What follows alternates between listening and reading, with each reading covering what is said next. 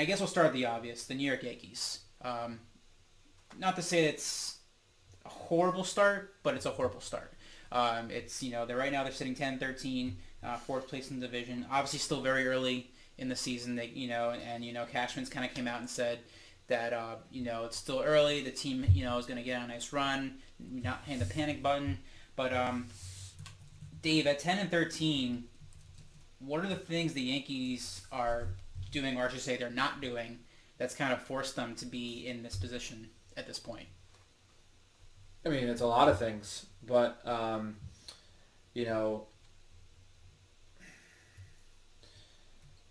here's the thing. When you're a franchise that's very well known and just in general, it's widely known that they have a lot of money and they like to use it and they like to spend it on players and home runs and, guys like Garrett Cole who are supposed to be strikeout machines. And because honestly, outside of him, overall, and there's been pieces here and there and games here and there where some guys have stood out, but overall, outside of Garrett Cole, it's been a mess. Yep. It has been a mess all around the board. They can't score. So even in the games where Cole pitches great and, we only give up 2 to 3 runs, we find a way to lose 4 to 3. And so there's just a lot of work that needs to be done. We need to solidify the bullpen to come in and help our starters. We need to score runs. We need to stop relying on the home run ball, Giancarlo Stanton, Aaron Judge. It starts with getting on base. DJ LeMahieu, Brett Gardner, like some of these, Clint Frazier. These guys have to get on base. Aaron Hicks was horrible to start the season, and just like a lot of these guys need to get going, and I think they can. The season's longer this year, so there's plenty of baseball left. But just the way they started, you were being nice. I'm going to be candid here, man. They have been horrible. Yeah. For the expectations. Because expectations had them being a strong playoff contender, if not World Series champion. And based on those early predictions, they've been horrendous. Yeah, Dave. You said 10 wins so far this season. And again, not where you expect them to be, especially, Boston, sitting 15 right now, top of the division. Yeah. You mentioned Garrett Cole, and you mentioned outside of him.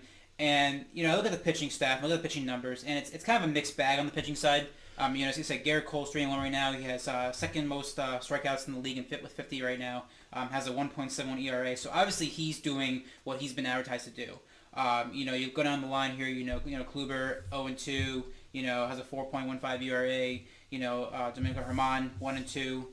Over a 6 ERA. And so you look at those numbers from the starting pitching side.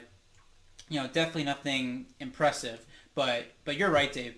The problem is about the offense. It's you go top to down, and maybe outside DJ LeMahieu,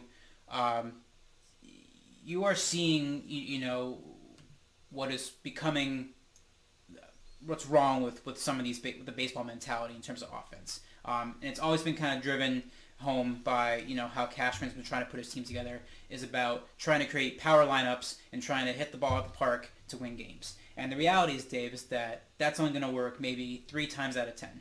To win games in baseball, even at the pros, doesn't matter if you're pro, college, high school, whatever, fundamentals are really important.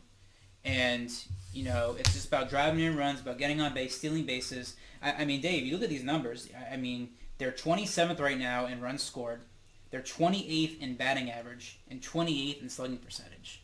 I mean, for a supposed power lineup, you should not be. Now, I mean, again, swinging. You're going for the fences, and understandable if your batting average is down, but at least if you can hit home runs, your slugging percentage will go up, and your number of runs. Something Gleyber Torres is supposed to be doing, and he hasn't hit a single one. But Dave, you could point to 7 guys in that lineup that Clint, Gary, Aaron, even Gio, and Stanton outside of the home runs, and he only has 6.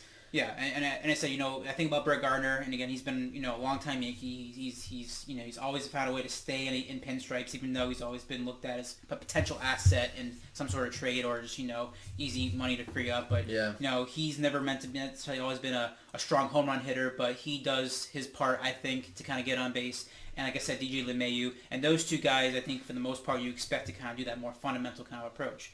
But like you said, the rest of these guys, it's just and you know, it's not as easy, Dave, as flipping a switch and saying to them, okay, well, stop hitting for the fences. Just try to get that single, get the double. It's the mentality, Dave. It's the mentality of these guys that they're big, they're strong, they're powerful. They've been taught to hit the ball deep, and we've seen injuries. Now, the injury bug has not really caught them this year so far, knock on wood, but in the end, you still get the same almost issue here. It's just you're a team that just is devoid of any ability to play fundamentally to actually win these games. So I mean, they played Tampa I think 6 or 7 times this year. They pretty much have not shown up against Tampa.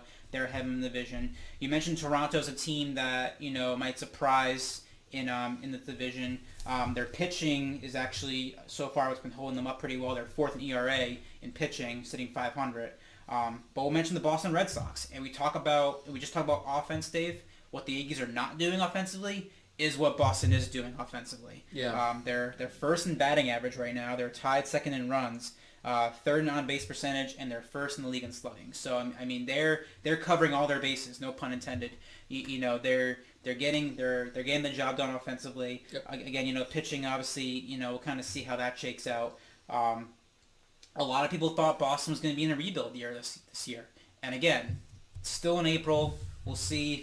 Sometimes a lot of times these teams that start off the gate pretty strong in April, they kind of fade back when you get to May and June, and usually, I'll say this, Dave, with the Yankees, it won't be the first time that they came out of the gate slow and then picked it up in May and June as the weather got warmer and their bats heated up. Sure.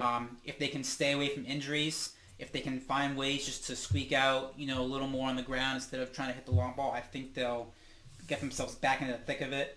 But I think we highlighted a few weeks ago, Dave, is that the AL East is not a division to take lightly. It's not like the Yankees are just going to be given this division, because you have 3 teams clearly ahead of you that have something to provide that will make them a threat. Right. And I don't know, Dave, anything else you want to add to that about the AL East, but I'm not panicking yet, but we gotta obviously keep them under the microscope here.